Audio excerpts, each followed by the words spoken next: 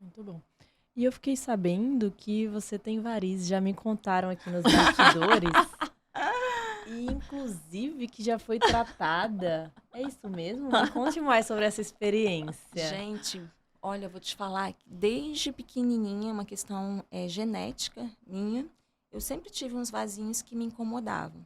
Eu lembro na faculdade de medicina, quando eu estava rodando na vascular, que eu já tinha mostrado para o professor vascular que isso aqui, ele toma um capilarema, né? Usa meia Usa meia elástica. elástica. Mas era uma coisa que eu ia deixando, deixando, deixando. E quando eu comecei a ver a Karine trabalhando e eu vi os resultados, falei, ai, você tem que cuidar de mim. Mostrei minhas pernas. Ela, pelo amor de Deus, tenho. E eu fiquei impressionada. Eu não tinha ideia do quanto era mais simples tratar aquilo. Para mim, eu tinha que internar para tratar aquela... Tava bem feia aquela varize ali atrás. Ela não era só um vasinho, acho que como vocês chamam? Veia nutridora? Reticular, nutridora. Aprendeu, Tá vendo? viu? Orientou bem, Karine. E eu fiquei muito satisfeita. Eu fiquei assim, falei, nossa, parece que minhas pernas estão limpas. E aí, hoje em dia, quando eu tô fazendo um botox ou qualquer procedimento nas minhas pacientes, que eu olho as pernas, eu falo assim, você tem que marcar com a Karine. Não adianta fazer botox e tá com as pernas aqui. Recentemente eu fiz uma lipo, a paciente tá linda, abdômen trincado. Ela falou, doutora, agora você tem que cuidar dos meus vasinhos. Eu falei, tem, doutora Karine. Mas o inverso também acontece. Às vezes elas vêm tratar com a gente, aí trata os vasinhos, aquilo já dá um outro ânimo pra ela. E ela, ai, doutora, essa celulite aqui tá me incomodando agora. Não tem uma dermato, uma plástica, alguém pra me indicar? Olha, mas eu a quero quantidade de ver. pacientes que a gente tem em comum é impressionante. Porque ou é a paciente dela e depois vem pra mim, ou é a paciente minha que tá lá e fica olhando as coisas na clínica. Ai, eu tô querendo fazer aqui a pálpebra, a outra, ai, eu tô querendo fazer o braço, ai, eu quero fazer o abdômen. Então a gente vai dividindo as pacientes, porque é muito comum. Começa a cuidar de uma coisa, aí resolve, agora eu gostei de me cuidar. Então agora vamos fazer outra coisa. É o despertar mais pro fácil. autocuidado, Pro autocuidado, né? Isso é muito Fica bom. mais fácil, então, né? O Brasil é um dos países que mais se preocupa com a aparência, né? Com a estética. E é um dos maiores consumidores também de produtos, procedimentos de beleza. Você acha que o brasileiro é fútil, superficial? É polêmico isso que eu vou falar. Ele não se preocupa com a saúde. Ele foca em coisas que são só aparência. Há um tempo atrás, antes de fazer plástica, eu também tinha esse medo. Ai, plástica, como se plástica fosse futilidade, cuidar de um vasinho, né? A varize fosse futilidade. Mas quando a gente vê que tratando essas queixas, a gente melhora a qualidade de vida do paciente, o paciente fica mais feliz, aquilo estimula, às vezes, o paciente a comer melhor, a treinar melhor. Às vezes, uma queixa estética, quando você cura nele, vira uma potência e ele gosta tanto daquele resultado que ele muda as outras áreas da também, vida né? dele, né? Eu chamo de anamnese da vida. Então, assim, você, quando você está bem consigo, se olha no espelho e se aceita, você acaba lidando melhor com seu marido, no trabalho, com as amigas. E outra coisa, Ellen, que beleza e saúde caminham juntos. Essa aí, e não tem como você buscar beleza se não houver saúde. Então, assim, eu não consigo dissociar uma coisa da outra. Não tem como eu tratar um paciente olhando apenas para o botox, sem pensar, por exemplo, no câncer de pele, que é ali quando você está fazendo botox. Então, esse olhar do paciente, ele às vezes não tem esse olhar, mas o profissional tem que mostrar isso para ele. É isso que eu estou te falando, a gente tem que ser médico antes de ser vendedor. Porque quando a gente acolhe o paciente desse jeito e mostra a importância do cuidado da saúde, ele se cuida. Por isso a medicina integrativa, colocar ele como um corresponsável.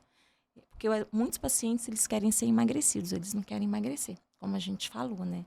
Então, assim, não adianta cuidar da casca sem cuidar dessa parte toda. Então, a gente tem uma missão grande que é fazer esse alinhamento e mostrar para ele o que é de saúde que está comprometido ali, mesmo quando ele busca.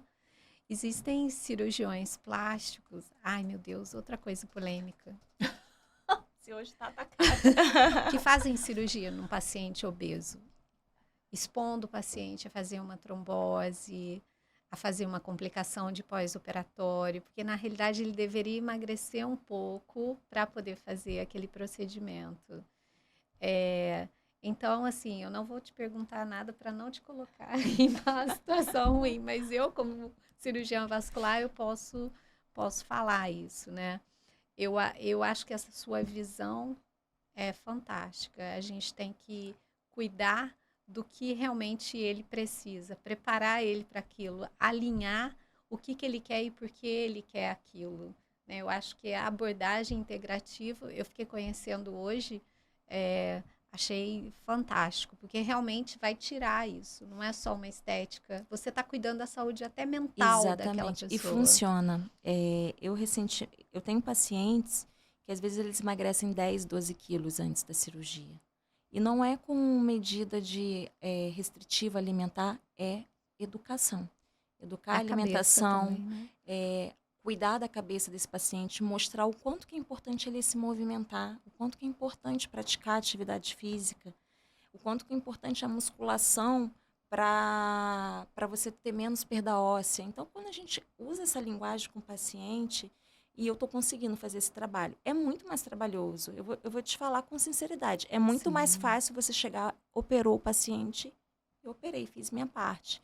Esse trabalho de educação do paciente, de mostrar para ele que a mudança de hábito tem que vir antes, que o resultado da cirurgia é ele que constrói.